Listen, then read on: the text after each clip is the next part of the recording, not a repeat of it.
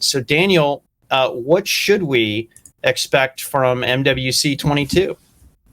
Yeah, I think this is first of all, a good pivotal moment. We've gone through these ebbs and flows over the last 12 months, but really in the last 3 months, where we've effectively seen the world's largest tech events sort of in this state of limbo. And Pat, we both went to CES. It was not even close to normal. It was oddly quiet. Yet again, we found some joy in the fact that for those companies that were there, we were able, as analysts, to get so much access and talk to so many people, have some really great quality conversations, but it just wasn't the same. And then I actually went to NRF, which is the big show in New York, the retail technology show, kind of the same thing, only a few thousand attendees compared to, I think it was like, less than a quarter of normal.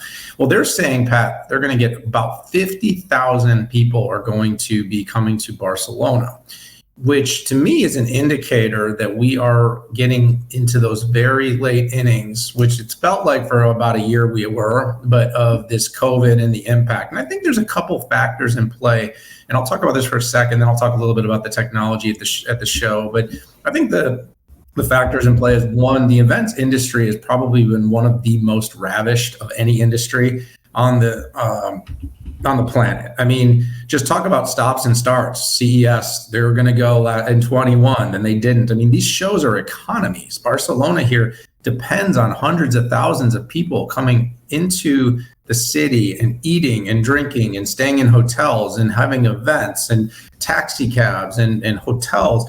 And I think the devastation to the economy has started to weigh, where some of these events are like, look, we can do this safe. Now that people have been vaccinated, now that we have more protocols, if you want to wear masks, if you want to have to carry digital IDs, you do certain, you can test rapidly and know whether you are or aren't. Not perfect, Pat, but it is, it's come a long way. And I think events with the right protocols are able to be held. And so I think they're full on now. And by the way, we've been flying on airplanes now for the better part of a year and a half. And yes, I understand we wear masks, but I mean, you're sitting like 6 inches from people. In these spaces, at least they can ventilate them. You can keep some distance from people. And even if they're crowded, it's not nearly as on top of people as as we are on airplanes. In terms of technology, Pat, over the last, I think 3 or 4 years, it's felt like every year is going to be the year of 5G. This is the year of 5G. Well, I would say that during the pandemic, when there was no Mobile World Congress, was probably the most legitimate year of 5G. We saw massive adoption of handsets, of infrastructure deployments. The most recent release, we're seeing numbers from companies like Qualcomm explode. We're seeing handset numbers, but we're also seeing the infrastructure companies rolling out new technologies around 5G. And I think that will once again be in focus here at MWC. I think automotive has become a focal point of every show. And every time I go to a show now, whether it's consumer, whether it's retail, whether it's now Mobile World, which is more enterprise and telco and network, more automotive. I will not be surprised to see a significant rise in announcements and participation, either in partnerships or actual OEMs and manufacturers there talking about their wares. 5G will fundamentally change mobility. And by the way, you don't need 5G to do it. We've been doing cloud to vehicle for some time with 4G and LTE, but 5G will make it better, more reliable, and it will take us to the next level. So I'll pause there because I said a lot, but I think there's still a lot of directions for you to take this.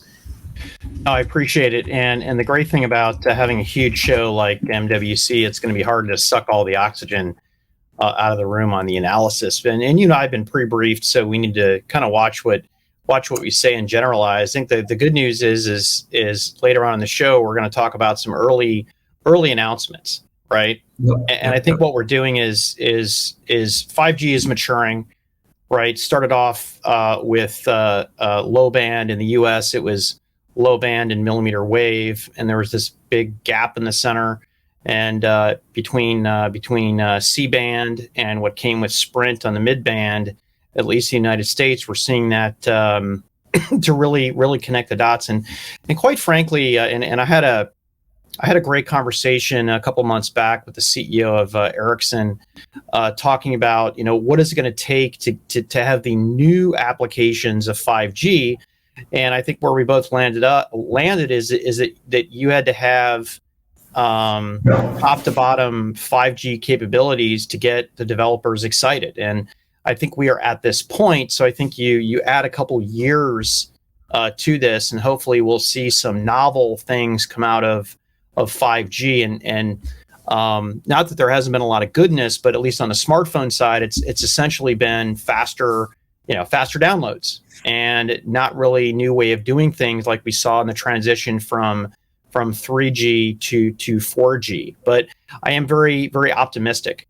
I think we can also expect a bunch of smartphones.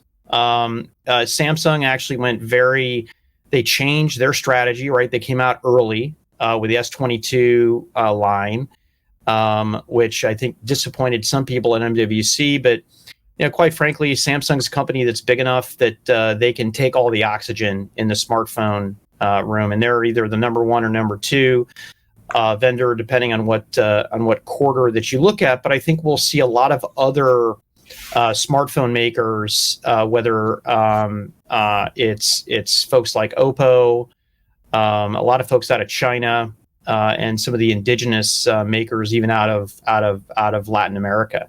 And I think it's really going to be bigger, better, faster, cheaper. And that's certainly not as exciting as it used to be. But I also think it's an indication of the maturation of the smartphone market. We're going to see a ton of O-RAN. We're going to see a ton of vRAN, right? We're in this massive architectural change. We're seeing at the core where there used to be 5 different architectures, and now there's 2, and added virtualization and containers. And now going farther out on the edge with vRAN and O-RAN, you're seeing more industry standard makers jump in, as you're going to see as we talk about HPE and Dell. Actually, we're not talking about what Dell's doing there, but they've made some pretty big announcements as well with Marvell.